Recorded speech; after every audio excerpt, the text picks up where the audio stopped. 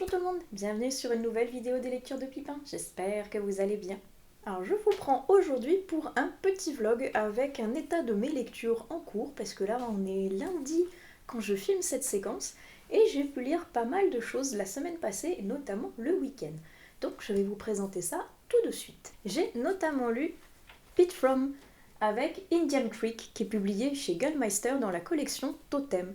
Et je voulais vraiment le lire pour plusieurs raisons. La première, c'est parce qu'il fait partie de mes reliques de palle. Ça doit bien faire 2 ans, je pense, qu'il est dans ma palle. Et je trouvais ça un petit peu triste qu'il prenne la poussière parce que je voulais vraiment découvrir cet auteur. Et accessoirement parce que mon mari me l'avait offert parce que je voulais vraiment le lire. Donc ça m'embêtait un petit peu quand même de le laisser traîner depuis si longtemps. Et la troisième chose pour laquelle je voulais le lire, c'est parce que, comme vous pouvez le voir sur cette couverture, il y a de la neige.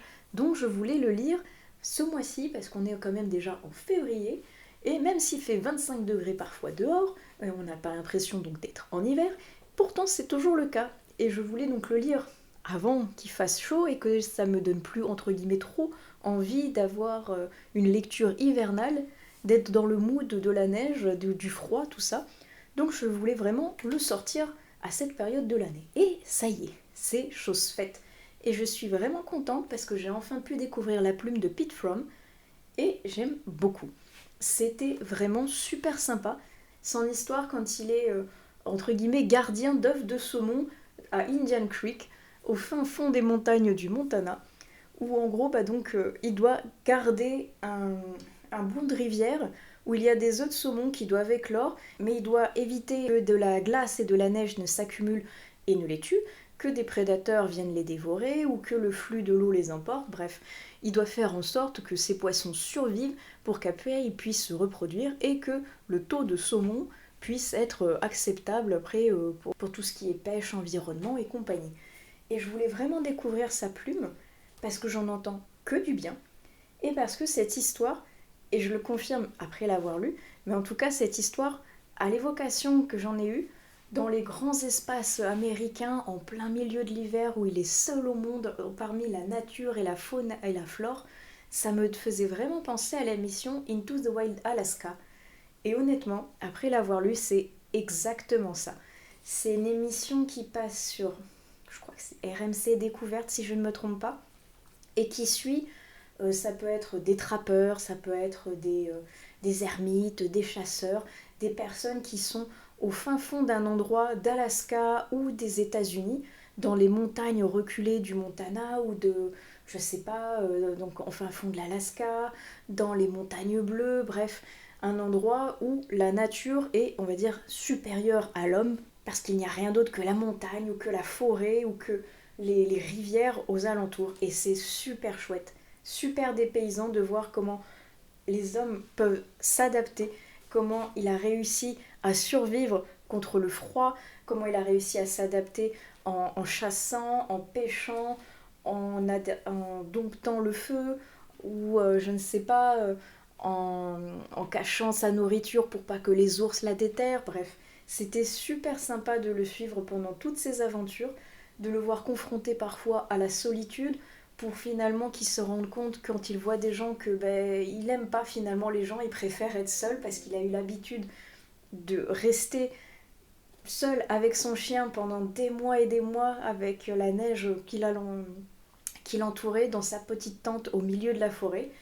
Et il se rend compte que finalement, quand il y a des gens qui viennent le voir, il a qu'une hâte, c'est de retourner dans sa tente pour être tout seul. J'ai trouvé ça super sympa, super fun. Et il a une plume qui arrive à combiner l'innocence de sa jeunesse, voire même l'inaptitude parfois face à certaines situations, l'apprentissage qui en découle, et son savoir-faire après qui va accumuler au fil des jours et des années. C'est très sympa. Et honnêtement, maintenant, je suis curieuse de lire un autre Pete From. Et je confirme, c'est le deuxième livre que je lis de chez Gallmeister. Et je confirme que j'aime beaucoup cette maison d'édition, de par les ouvrages qu'ils nous proposent, de par les couvertures, et de par, je trouve, la prise en main qui est particulière, mais particulièrement agréable. J'aime beaucoup le format, la sensation au toucher, et le papier qu'ils proposent, qui est vraiment très sympa et très agréable donc pour une lecture et un moment vraiment d'évasion parfaite. Pete From, ça y est, c'est validé, il est sorti des reliques de ma palle, et j'ai vraiment beaucoup apprécié. Je voulais vous parler aussi d'un SP que je viens tout juste de terminer, donc il est encore très frais dans ma tête, et je remercie donc NetGalley pour me l'avoir fait parvenir, parce que c'était un véritable petit bijou. Ça s'appelle Le Diable sur mon épaule, je vous mets la couverture juste ici, et c'était super chouette. Je l'avais vu passer, je crois que c'était sur le blog du collectif Polar, si je ne me trompe pas, et ça m'intriguait beaucoup parce qu'il avait l'air assez noir, assez violent, et en même temps terriblement captivant. Donc, j'ai eu l'occasion de le recevoir en SP, donc de la part de NetGalley, en version e-book, et honnêtement, je l'ai dévoré. Je m'ai adoré ce que j'ai lu, parce qu'on va suivre un homme, Mario, qui est portoricain, de nationalité quand même américaine, mais donc comme il est un peu typé hispanique, eh bien on le prend bien évidemment pour un Mexicain, donc pour un clandestin, et il n'est pas du tout apprécié par la société, que ce soit par ses voisins, par les personnes qui devraient peut-être l'embaucher, mais qui finalement, en voyant sa tête, préféreront un bon Américain bien blanc. Et ils galèrent, ils n'ont pas beaucoup d'argent avec sa femme, et leur petite fille tombe terriblement malade parce qu'elle va être atteinte d'une leucémie. Donc le traitement coûte cher, les médicaments aussi, l'hôpital ne fait pas crédit. Ils vont essayer de s'en sortir tant bien que mal, mais malheureusement la petite fille va mourir avant qu'ils aient réussi à réunir les fonds nécessaires pour essayer de nouveaux traitements, toujours plus coûteux et toujours plus gourmands en temps, et malheureusement leur fille étant très très malade, ils n'ont pas réussi à la sauver. Donc on commence quand même vraiment très dur, direct, avec le malheur de ce personnage, et de cette mort tragique, tout va découler dans le positif comme vraiment dans le négatif. Tout va vraiment découler dans le négatif, et le peu d'espoir et de positif qu'il va y avoir va très vite être submergé par la noirceur du récit que j'aimais adorer. Parce que pour essayer donc de gagner de l'argent, très rapidement, un travail, on va dire, conventionnel ne rapporte pas assez. Donc il avait accepté d'être tueur à gages pour récupérer de l'argent facilement. Et surtout très rapidement.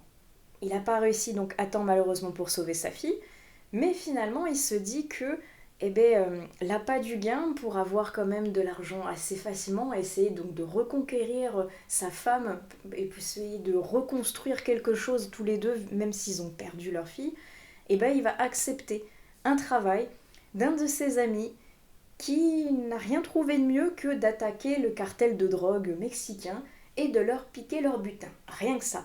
Et évidemment qu'avec un plan foireux comme ça va pas se passer comme prévu. Mais il y a beaucoup plus que ça derrière, parce que on va être vraiment dans la colère, la haine, la tristesse et la détresse d'un homme qui va devenir même la vengeance de celui-ci envers le monde entier. Il va vouloir se venger de Dieu qu'il a abandonné lui et sa petite fille.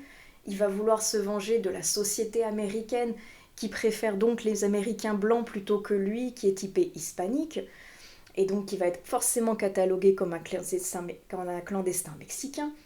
Il va vouloir se venger de son ami qui l'a aidé à préparer ce coup, mais en qui il n'a plus forcément très confiance parce que c'est un drogué, et donc on ne peut pas tout à fait se fier à son jugement. Il va en vouloir aux personnes qui vont monter le coup, il va en vouloir aux personnes qui vont essayer de lui mettre des bâtons dans les roues, bref, il va en vouloir à la terre entière, et il s'en veut surtout à lui-même de ne pas avoir réussi à sauver sa fille, à sauver son couple et à sauver son âme finalement.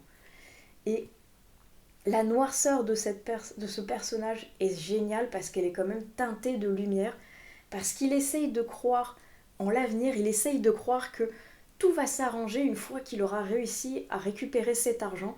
Il va pouvoir reconquérir sa femme, il va pouvoir essayer de refaire sa vie, il va, je sais pas, déménager, trouver une nouvelle maison, une nouvelle vie, et essayer d'entamer quelque chose de nouveau en essayant pas d'oublier son douloureux passé, mais de soigner ses blessures et essayer de vivre au mieux avec la perte de sa fille malheureusement.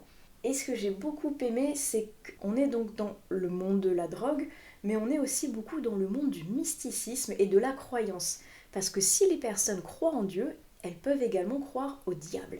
Et il faut y croire en ce diable, parce qu'il est omniprésent dans le livre, Et le titre même du livre porte sur ce diable-là, comme quoi il est toujours présent, il n'est jamais bien loin des bons comme des mauvais coups, et il faut s'attendre à tout.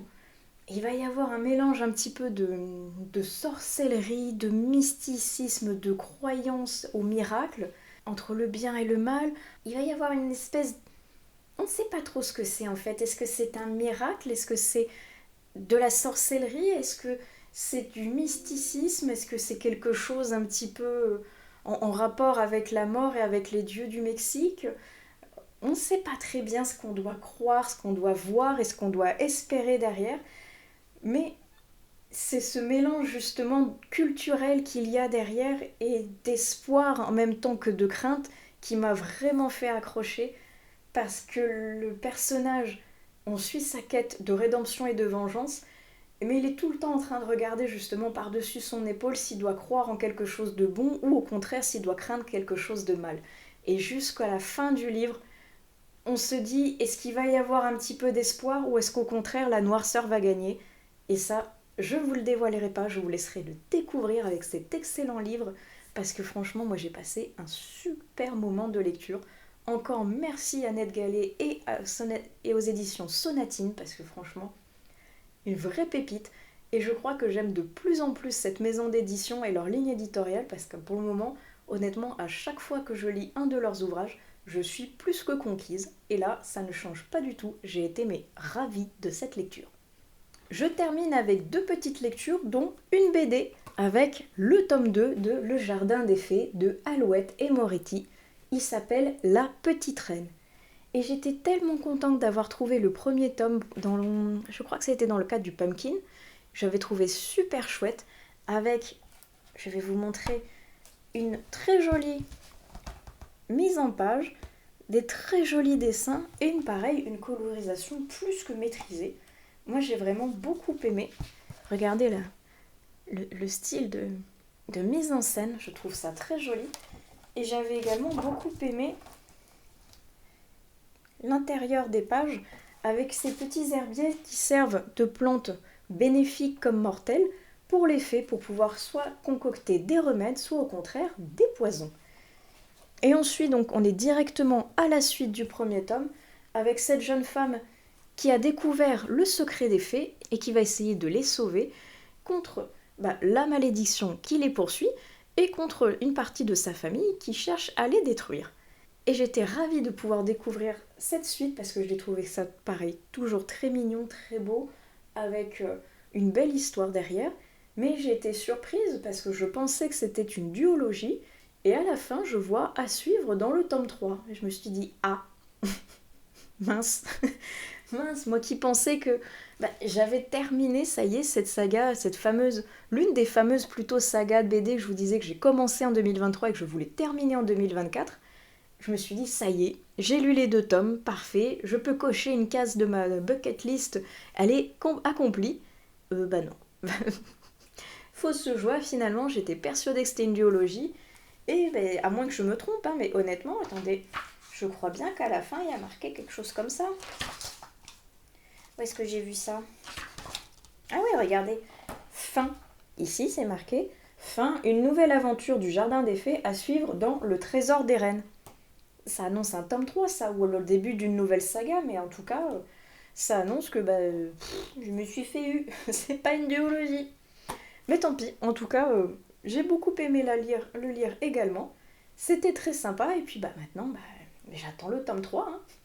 Et le dernier livre dont je voulais vous parler avant de clôturer cette séquence, c'est un livre audio. J'ai lu Alunia, le premier tome de la duologie de Tiffs, et j'ai pu en profiter parce qu'il faisait partie de mon abonnement Audible. Et j'étais super contente parce que ça faisait un bout de temps que je voulais découvrir la plume de Tiffs, et notamment parce que celui-ci est aux éditions Plume Blanche et que j'aime beaucoup cette maison d'édition. Alors j'avoue qu'à la base c'était plutôt Elvira qui me tentait beaucoup, parce que je vous mets la couverture juste ici, mais oui, la couverture m'a attirée avant le titre et avant de savoir ce dont ça parlait. Mais finalement j'ai vu que Elvira était un personnage de la saga Alunia, et que même si on pouvait les lire indépendamment, c'était quand même mieux de commencer par Alunia pour connaître le monde, pour connaître l'histoire et de quoi il en découle, et qui est donc ce fameux personnage d'Elvira. Alors je démystifie tout de suite, dans Alunia tome 1, on ne la voit pas, Elvira. Elle est mentionnée pendant 2 lignes et c'est tout. Donc finalement je n'ai rien appris de ce personnage, peut-être que c'est au niveau du tome 2, mais contrairement à ce que je pensais, finalement ce personnage n'est pas du tout présent dans le tome 1. Tant pis, mais qu'en est-il de ce tome 1? Je vous ai même pas fait de résumé. Alors on va suivre Léa, qui est une jeune fille qui est un peu perdue dans sa vie, elle s'ennuie, elle ne sait pas trop quoi faire, et elle a une passion, elle, c'est de poursuivre les orages et de prendre les plus beaux clichés qui soient, quitte à se mettre en danger. Et ça ne loupe pas, un soir, à la poursuite d'un orage, elle pense prendre le meilleur cliché de sa vie, mais finalement elle se fait foudroyer. Elle meurt, mais elle ne meurt pas, entre guillemets, pour de vrai, elle va ressusciter, mais dans un autre monde qu'elle ne connaît pas, le monde d'Alunia. Et elle va se retrouver au milieu d'une guerre entre des rebelles et un oracle. Elle ne sait pas trop qu'est-ce qu'elle fait là, pourquoi elle n'est pas morte, entre guillemets, qui sont ces rebelles, qui c'est cet oracle contre lequel ils se battent, qu'est-ce que c'est que ces espèces de pouvoirs magiques qu'il y a dans ce monde. Elle va être complètement perdue et elle va bien évidemment petit à petit essayer de s'habituer, de répondre à toutes les questions et de trouver un clan, peut-être côté rebelle, peut-être côté oracle, et de pouvoir justement lutter pour essayer peut-être de réintégrer son ancienne vie, et si elle n'y arrive pas, essayer de trouver sa place dans ce nouveau monde. Et évidemment, il va y avoir derrière une romance, ce que je ne savais pas quand j'ai commencé ma lecture. Et mince Parce que honnêtement, j'avais pas lu le pitch, je me rappelais juste comme quoi c'était de la fantasy, et pour moi c'était de la fantasy, avec peut-être certes une romance au milieu, mais pas plus. Et au final, la fantaisie est bien là parce que c'est un monde complet que Tiffs a créé, mais qui est presque une excuse dissimulée pour de la romance. Mince! Ah, moi ça m'a refroidi, rebuté presque complètement parce que finalement le côté fantaisie est là, oui, mais il y a beaucoup plus du côté romance. Et ça, si vous suivez cette chaîne depuis longtemps, vous savez que la romance, c'est pas ma came du tout. Et là, malheureusement, il y a beaucoup de scènes qui sont des excuses au rapprochement de 2 personnages qui ne font que se tourner autour, de se chercher, de se détester pour se rapprocher, pour essayer de renouer des liens, de se rabibocher pour après se rechamailler et de repartir, bref. Ça m'a saoulée. Cette relation de je t'aime moi non plus m'a gonflée. Et c'est ça pendant les 3/4 du livre. Ouais. Heureusement que la narratrice est excellente, qu'elle a vraiment quelque chose au niveau de la voix qui nous fait vibrer et vivre au même titre que les personnages, comme si on faisait partie intégrante du livre. C'est pour ça que je suis allée jusqu'au bout, parce que j'étais quand même curieuse de voir où est-ce que ça allait me mener, cette histoire. Mais quand je voyais que plus ça allait, plus ça tournait autour de ce couple-là, ce couple unique, autour duquel toute l'histoire est basée et autour duquel toutes les excuses sont bonnes pour avoir des scènes de rapprochement qui vont pas aboutir avant finalement, on le sait très bien, la fin du premier tome. Ah, que la fin de la lecture a été laborieuse pour moi, malheureusement. Ça a été laborieux pour 2 points. Le premier, comme je vous disais, cette fameuse romance qui était plus qu'omniprésente et qui finalement n'était pas ce à quoi je m'attendais. À moi de vérifier avant de lire un truc aussi, on est d'accord. Mais le deuxième truc pour lequel c'est pas que j'ai eu du mal, mais c'est qu'en fait, j'ai vu plein de similitudes avec autre chose, et à force de réfléchir, je ne voyais que des nouveaux points de similitude, et après je ne voyais plus que ça. Et au final, ce n'était pas l'histoire de Tiff que je voyais, c'était le jeu duquel elle s'est inspirée. Et je ne voyais plus que ça, et à chaque fois je me disais, mais non mais, s'il y a tel élément, c'est pas possible, c'est tiré de ça. Et pim, tel élément arrivé. Et je disais, mais c'est pas possible. Je vais vous en parler dans pas longtemps, parce que pour le moment c'est un peu flou, vous voyez pas de quoi je parle. Mais honnêtement, je me suis demandé si c'était pas moi qui étais en train de délirer, entre guillemets, de fabuler, de voir des similitudes là où il n'y en avait pas. Parce que j'ai regardé parmi les commentaires sur Livre Addict, sur Babelio, sur Instagram, et je ne voyais personne évoquer ce fameux jeu que moi je voyais, mais partout. J'étais en train de me dire, mais mince, c'est moi qui délire ou bien.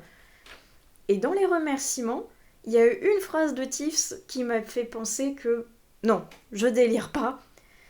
Je pense qu'elle s'en est vraiment inspirée parce qu'elle dit si vous trouvez que mon histoire vous fait penser à quelque chose, oui, c'est peut-être le cas. Et là, je me suis dit, je pense que ce clin d'œil est pour moi, pour me dire tu n'as pas rêvé, tu n'es pas folle. Comment vous dire? Est-ce que vous connaissez le jeu Final Fantasy VII?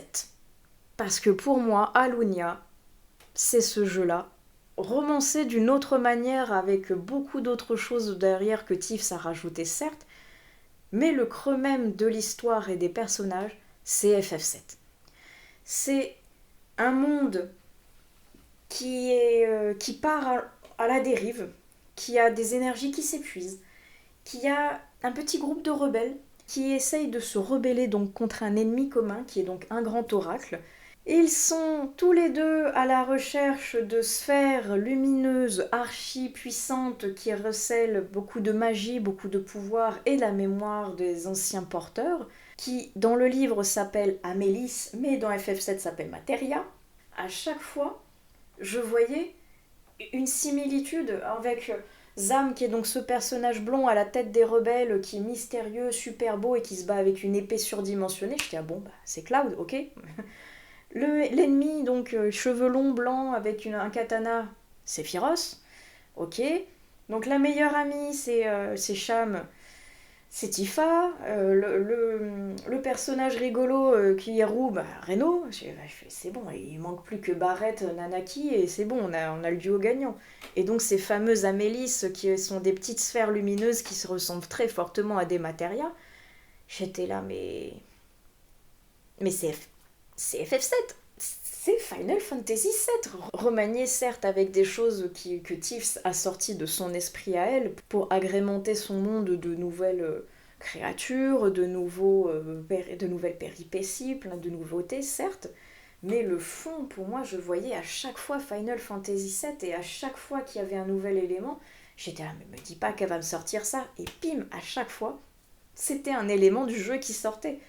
Donc à chaque fois, moi je voyais le jeu plutôt que l'histoire malheureusement qu'elle a écrit.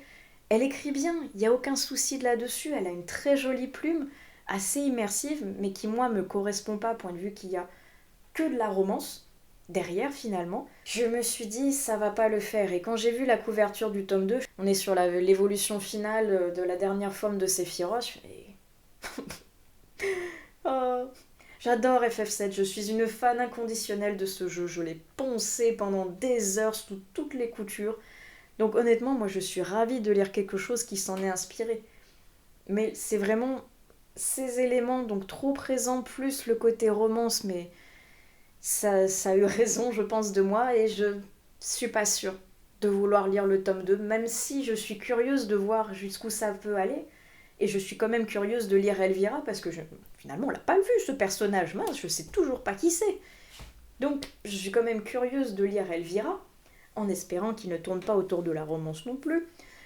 Mais le tome 2, je sais pas, là, si vous avez lu le tome 2, parlez-moi dans les commentaires, dites-moi si je suis la seule folle à voir du FF7 partout.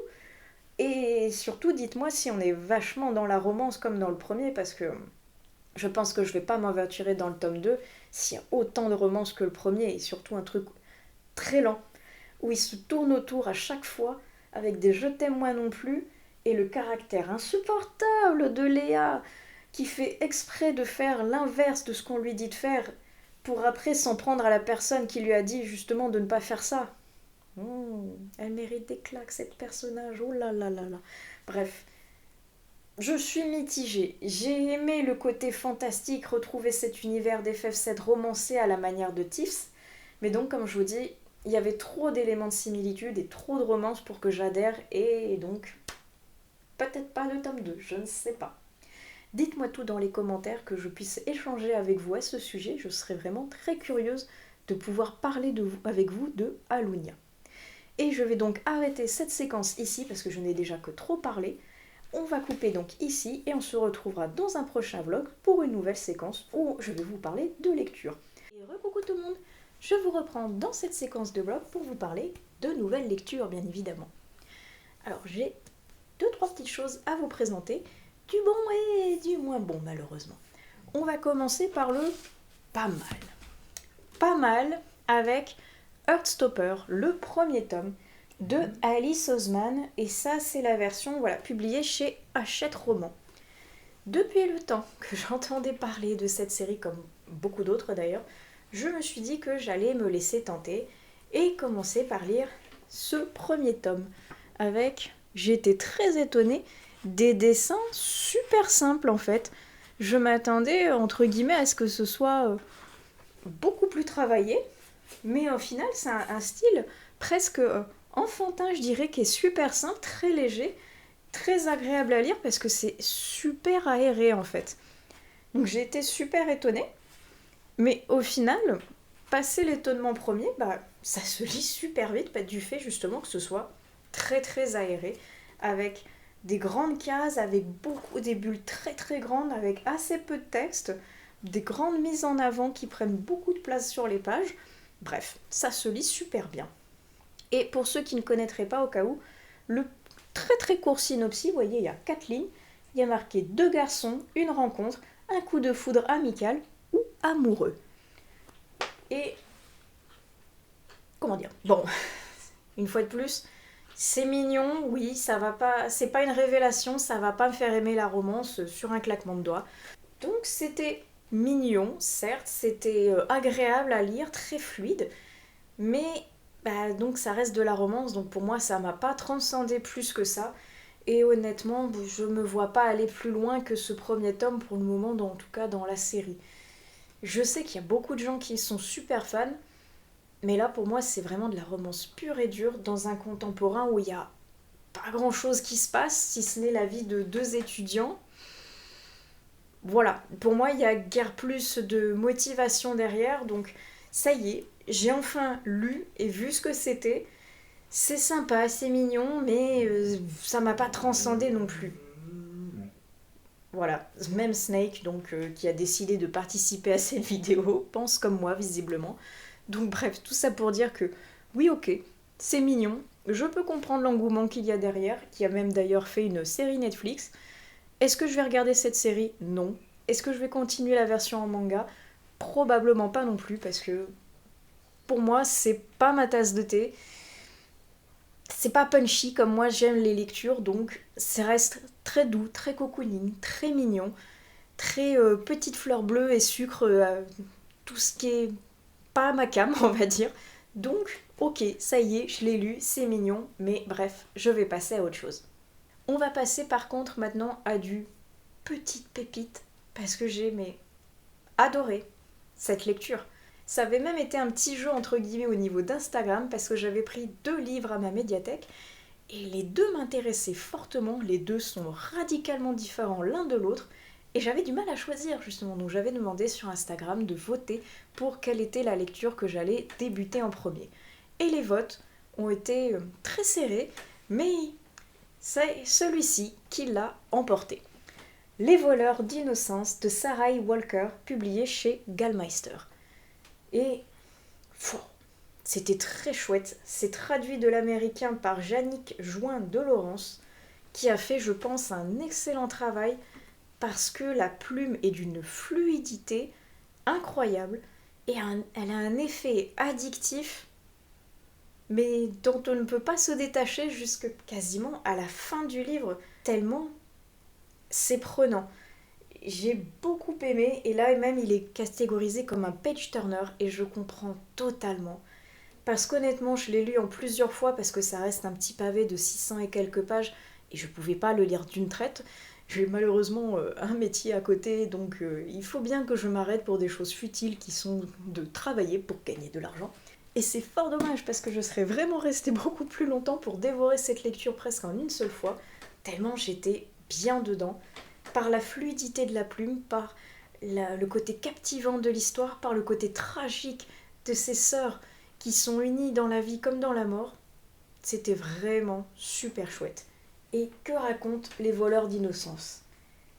Il était une fois dans les années 1950 6 jeunes filles au doux prénom de fleurs, Aster, Rosalinde, Cala, Daphné, Iris et Hazel, qui vivaient avec leurs parents dans l'opulence d'une grande bâtisse victorienne.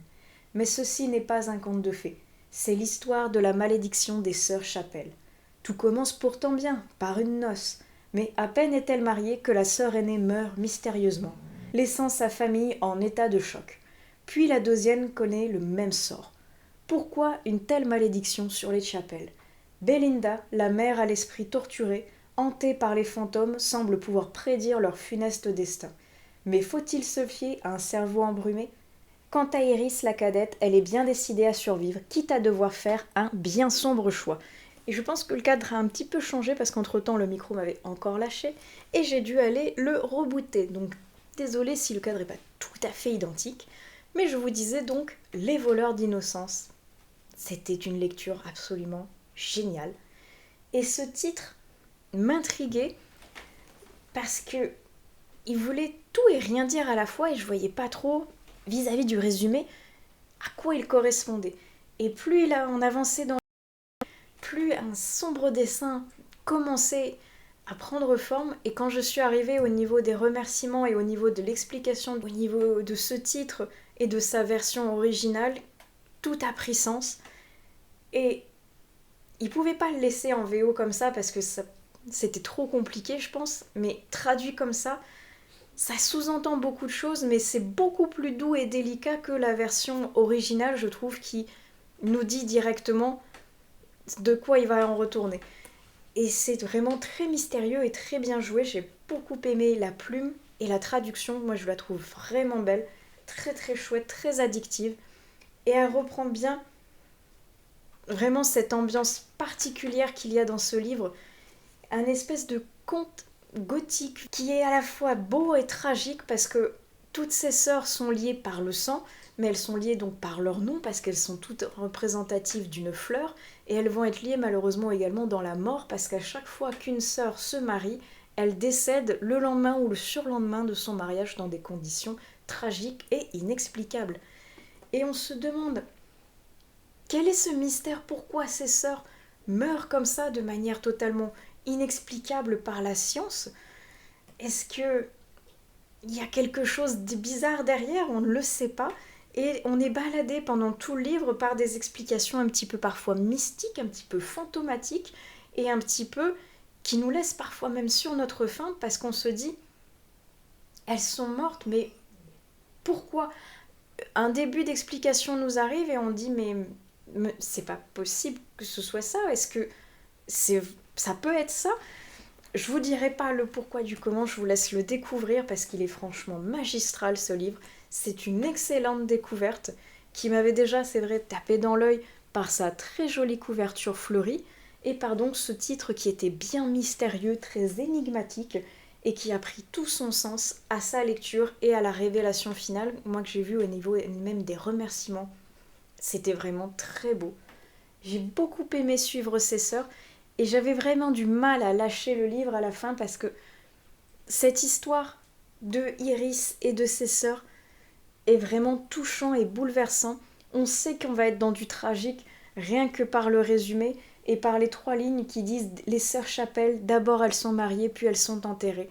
On sait qu'on va être dans du tragique, on sait que ça va pas être quelque chose de beau, quelque chose de joyeux, mais on ne peut pas s'en détacher. Il reste tellement addictif, tellement page-turner, captivant, que moi j'étais vraiment bien à la lecture de ce roman, dont certains passages m'ont vraiment fait penser au côté un petit peu des Winchester, parce qu'on va suivre donc la famille de Chapelle, qui est un des grands noms de l'armurerie aux États-Unis, et j'ai trouvé qu'il y avait quelques similitudes avec l'histoire des Winchester, qui est donc un autre grand nom des armes aux États-Unis. Et les Winchester, peut-être que vous en avez entendu parler, au niveau de la célèbre maison Winchester, qui est réputée pour être bizarre, pour être hantée, pour avoir des portes qui mènent nulle part, et qui est vraiment une espèce d'institution là-bas aux États-Unis. Et il y a notamment des légendes autour de cette maison qui est hantée par toutes les personnes qui ont été tuées par une Winchester. Donc ça avait quand même pas mal du monde au niveau des guerres qui employaient des Winchester. Donc il y avait toutes ces histoires de fantômes qui a tué au niveau des Indiens, qui a tué au niveau de personnes innocentes. Et il y a aussi ce parfum de rose que les gens, quand ils visitent la maison, sentent et qui appartiendrait à, la, à Madame Winchester. Et quand les personnes sentent ce parfum de rose, ça voudrait dire qu'il y a ce fantôme qui se balade, qui est parmi eux.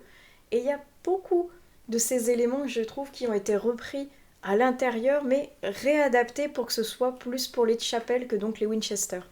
J'ai trouvé ça très rigolo d'avoir ces deux parallèles entre deux maisons d'armes très connues, avec récupéré justement des petits bouts par-ci par-là, réadaptés. J'ai trouvé ça très sympa. Ça se lit très bien, ça se lit très vite. Ces petits morceaux empruntés à l'histoire ont été très bien réintégrés à l'intérieur et retransformés, je trouve. C'était vraiment chouette. La lecture est super agréable aussi sur ce support papier. Franchement, les éditions Gallmeister, ils font des livres, vous voyez, super fluffy, qui s'ouvrent très bien, avec une mise en page aérée et une qualité de papier qui est vraiment super intéressante. C'est à la fois très doux et assez épais pour pas qu'on puisse voir vraiment derrière et que ça nous gêne à la lecture en lisant en filigrane. C'est super chouette. Très très belle découverte. Je pense qu'il va faire partie lui également de mes meilleures lectures de cette année 2024. Et la dernière lecture est malheureusement mon, je pense, premier flop de l'année 2024. Il en fallait bien, il fallait bien que ça commence à un moment et je pense que ça va être celui-ci. Alors laissez-moi vous parler de l'histoire de Au-delà du Tory, que j'ai écouté sur mon abonnement Audible. Et non, ça l'a pas fait pour plusieurs raisons. La première, c'est qu'Audible nous vendait une histoire qui m'avait l'air super chouette au Japon. D'où le titre et d'où la couverture, vous vous en serez douté. Parce qu'on va suivre deux sœurs jumelles, Jade et Johanna. Johanna est partie en voyage au Japon et elle y a mystérieusement disparu. On va donc suivre Jade, sa jumelle, qui a décidé de partir au Japon pour essayer de la retrouver. Et sur le chemin, elle va croiser Alex, qui est le meilleur ami de Johanna, qui lui aussi est parti au Japon dans le but de retrouver cette dernière. Et ils vont se rendre compte qu'elle a mystérieusement disparu parce que les autorités n'ont aucune piste et qu'apparemment il va y avoir un petit peu du mystique derrière. Il y aurait des dieux, il y aurait des légendes et il y aurait un côté un petit peu fantastique. Peut-être qu'elle aurait disparu, mais à cause de divinités japonaises. Et donc quand j'ai lu ce résumé, je me suis dit « Oh, Audible a classé en policier fantasy fantastique, le mélange des deux, ça peut être super chouette, surtout que ça se passe au Japon, qui est un pays que j'adore, et de par notamment sa culture très mystique, très mystérieuse, je me suis dit, ça va être super chouette. Et en général, quand je commence un nouveau livre, quel que soit le support, papier, e-book, Audible ou autre, je le renseigne au niveau de Livre Addict, et ça me permet comme ça de regarder un petit peu où est-ce que j'en suis au niveau du nombre de pages lues, combien il m'en reste, là en l'occurrence combien d'heures au niveau auditif j'allais pouvoir suivre. Et c'est en le rentrant donc sur Livre Addict que je le vois classé en romance. Et je me suis dit, ah, qu'est-ce qui se passe ? C'est pas du tout ce que m'a vendu Audible. Et oui, en l'écoutant, c'est une fucking romance. J'étais là. Non, je veux pas une romance même si c'est au Japon, je m'en fous. Je veux un policier fantasy fantastique. Audible, je vous déteste tellement. Parce que bon sang, si j'avais vu une romance, mais jamais je me serais retournée dessus. Je n'aime pas les romances. Et là, il n'y avait rien qui allait dans ce roman. J'étais super triste, super déçue. Parce que au final, il n'y a aucun côté policier. Rien du tout, pas une enquête, rien. On va tourner autour de ce couple qui va être Jade et Alex, et un petit peu, et quand même, ils vont penser à chercher Johanna, quand même, parce que c'est un petit peu le but. Il y aura bien le côté des fantasy fantastiques, avec une espèce de fable écologique derrière, entre pas le bien et le mal, mais là, ça va être entre les humains qui détériorent la planète et les dieux qui veulent la conserver et la faire revenir à son état originel en supprimant les humains et en redonnant donc à la nature tous ses pouvoirs. Ouais, l'histoire pouvait être intéressante, ouais, si seulement elle n'était pas écrabouillée par cette romance horrible, entre guillemets. Je suis pas là pour enfoncer ou critiquer, c'est pas le but. Je ne fais que dire mon ressenti et je n'ai pas du tout adhéré à cette histoire. Bah, outre le fait déjà que j'ai été flouée par le classement complètement pourri de Audible, la plume ne m'a pas convaincue du tout, malheureusement, parce que les personnages sont totalement antipathiques. Ils ont un caractère, mais de merde, entre guillemets. Les jumelles, oh, mais les jumelles, j'ai juste envie de les tarter. Elles étaient mais catastrophiques.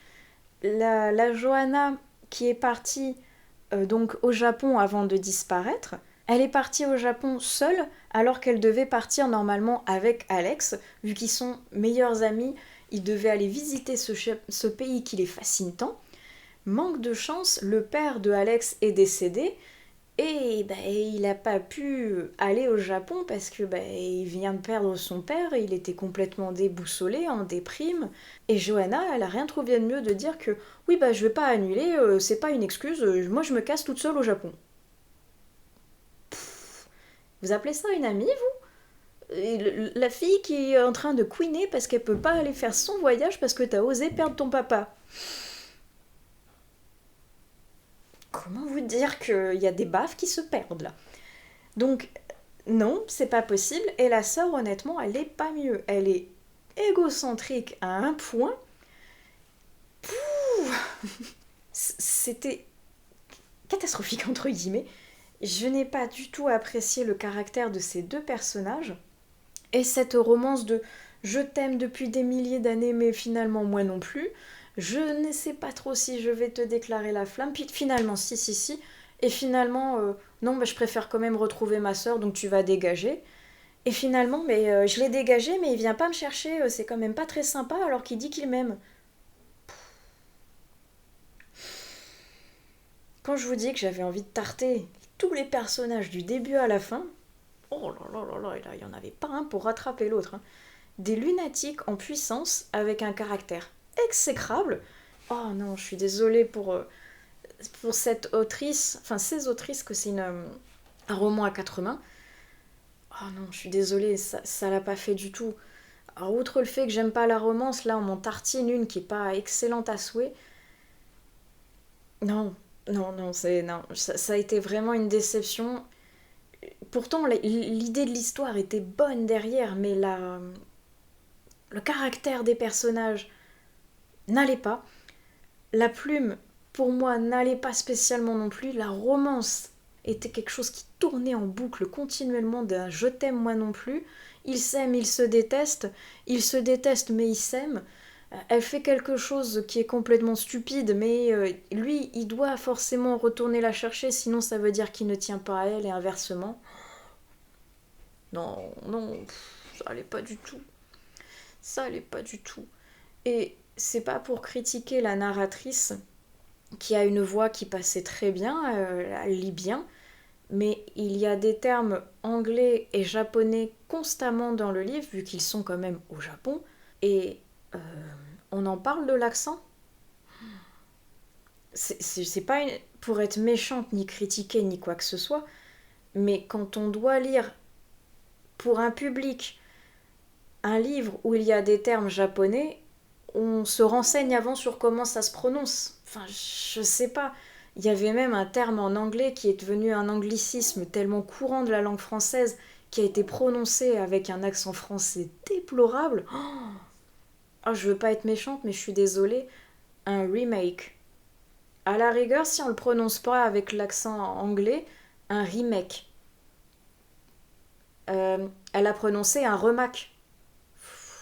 Non, là, je suis désolée. Enfin, que les termes japonais, à la rigueur, elles plantent un petit peu dessus parce que c'est pas des termes qui sont dans la langue française, je veux bien. Mais là, un remake. Franchement, un remake.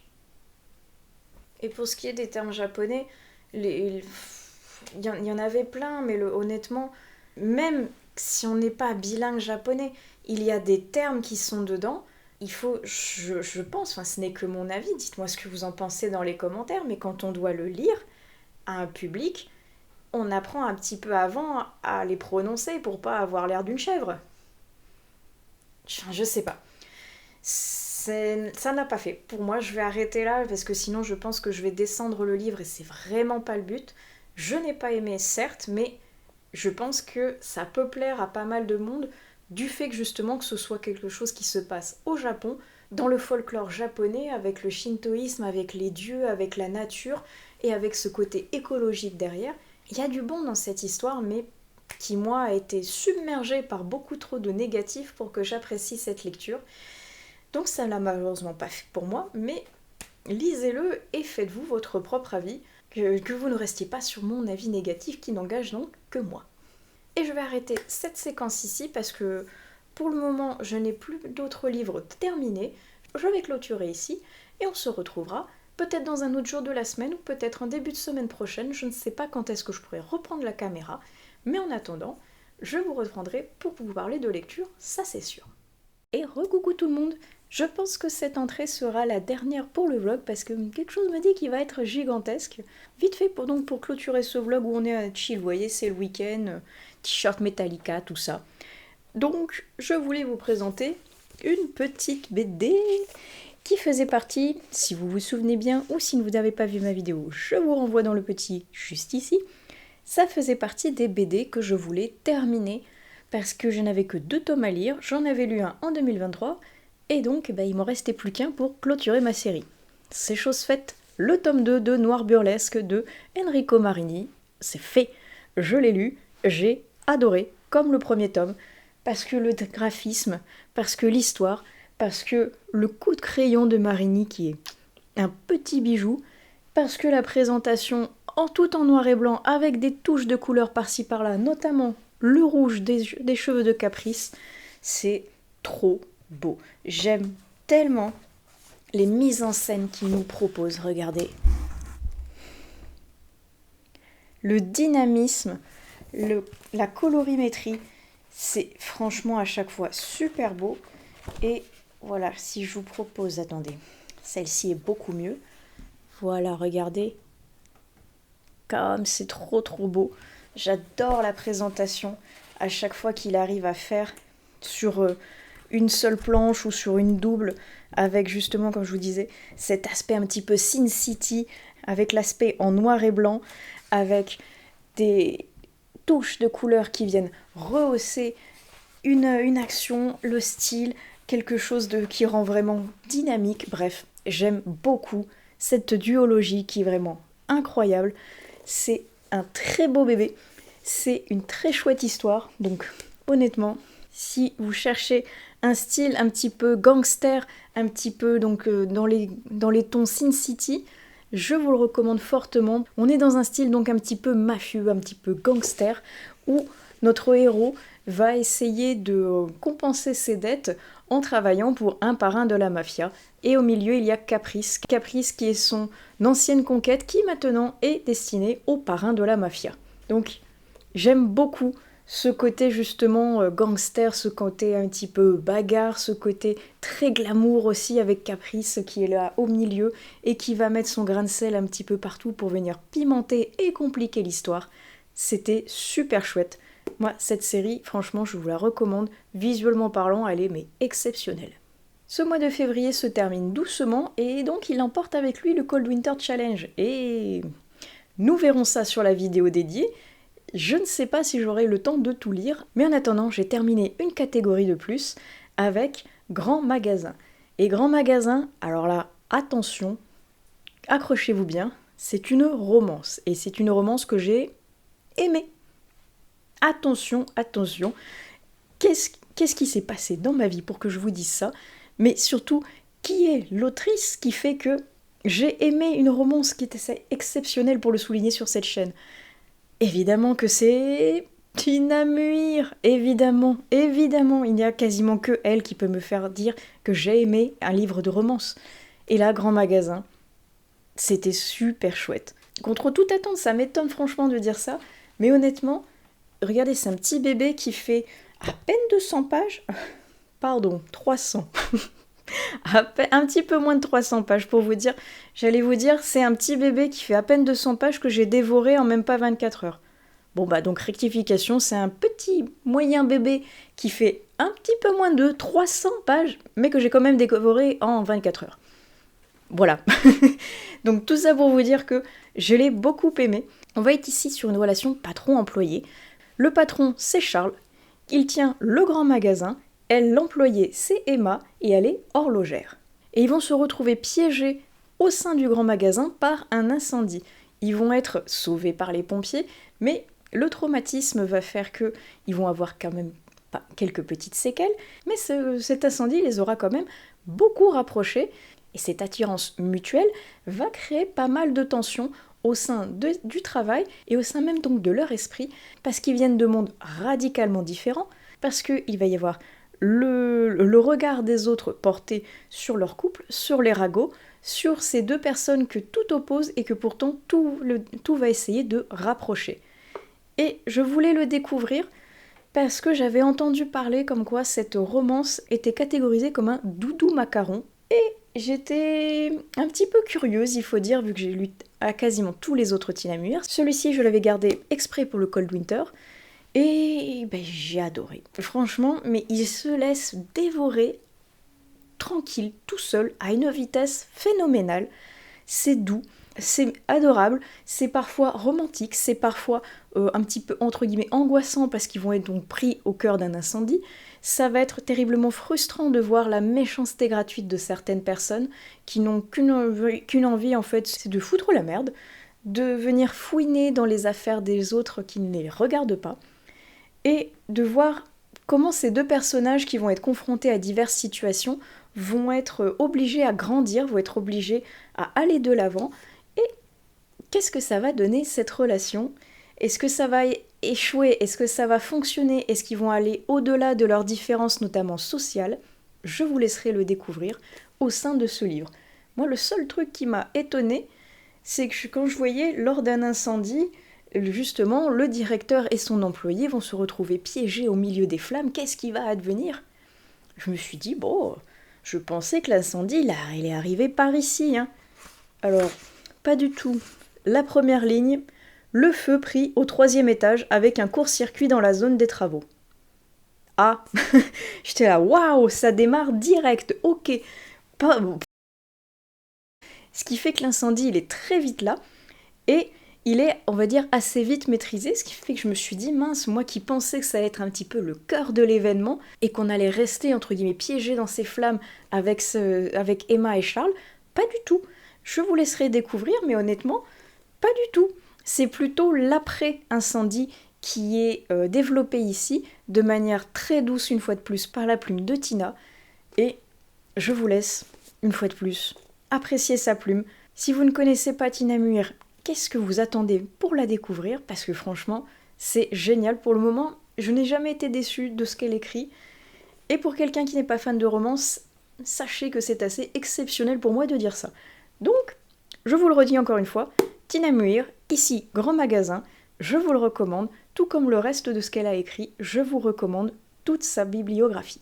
J'ai également lu une BD et je pense que c'est avec celle-ci que je vais clôturer cette séquence. La BD, je vais vous montrer la couverture juste ici. Il s'agit de Surface, qui est une adaptation du roman de Olivier Norek que j'avais adoré. Lui c'est pareil, j'avais dévoré ce thriller, mais en très très peu de temps. Et quand j'ai vu que ça avait été adapté en BD, je me suis dit, oh, j'ai vraiment envie de voir ce que ça va donner, parce qu'en tout cas en roman, moi j'avais adoré. Et la BD est super chouette. Je trouve que le design reprend parfaitement, on va dire, ce que je m'étais imaginé des personnages dans ma tête. Il me transporte également dans un petit village de l'Aveyron, de manière vraiment très jolie, très poétique, presque sur un crayonné qui fait jaillir toutes les couleurs de ce petit village. C'est vraiment très joli. Et c'est dynamique, c'est bien mis en page, ça reprend vraiment très bien, je trouve, tout ce qui est histoire, tout ce qui est côté enquête, côté mystère, c'est très bien repris, c'est dynamique, ça donne envie de tourner les pages, de lire, d'aller toujours plus loin au niveau de cette enquête, et je trouve que l'adaptation est très fidèle au roman, Et j'avoue même que je serais curieuse de le voir même adapté au grand écran. En série ou en film, ce serait vraiment super chouette parce que je trouve qu'il y a vraiment matière à faire quelque chose de très sympa derrière. Et je vais vous mettre des incrustations pour vous montrer un petit peu justement le design qu'il y a derrière. Et pour la petite histoire très rapide, c'est une policière qui s'est fait tirer dessus en plein visage au cours d'une arrestation. Elle a méchamment morflé. Et pour la convalescence, on ne trouve rien de mieux que de l'éloigner en lui donnant une mission au fin fond de l'Aveyron, parce que finalement, elle dérange à Paris. Ça fait un peu tâche d'avoir une femme complètement défigurée, et ça fait plaisir aux hommes qui voudraient prendre sa place. Donc, on la dégage au fin fond de l'Aveyron, comme ça on n'en entend plus parler pour Paris, et on lui refourgue le sale boulot de vérifier si un commissariat doit fermer ou non parce que pour eux il n'est pas assez rentable, il n'y a pas assez de travail derrière. Et manque de chance ou au contraire, heureusement, un bidon va refaire surface d'un lac avec à l'intérieur un squelette. Et une enquête va donc voir le jour pour peut-être sauver ce commissariat et également donc cette femme flic dont j'ai malheureusement oublié le nom. Mais en tout cas c'était super chouette, donc si vous ne l'avez pas lu en roman ou en BD, je vous recommande les deux parce que pour moi les deux sont super chouettes. Et c'est donc ici que je vais clôturer cette séquence et vous quitter pour cette vidéo. La prochaine, je ne sais pas trop ce que ça va être. Normalement, cette semaine, j'aurais dû vous publier la vidéo du Blossom Spring Challenge, qui est un petit peu retardée parce que la vidéo de présentation du challenge par l'organisatrice n'est pas encore sortie. Donc ce vlog vient remplacer finalement la vidéo du Blossom qui sortira à un jour quand je pourrai faire ma palle et vous dévoiler ce que je pourrais lire pour ce challenge. En attendant, je clôture ici. J'espère que cette vidéo vous aura plu. Comme d'habitude, n'hésitez pas à utiliser la section des commentaires pour qu'on échange tous ensemble des lectures que je vous ai présentées ici. Et sur ce, je vous souhaite d'excellentes lectures et je vous dis donc à plus tard sur une nouvelle vidéo des lectures de Pipin.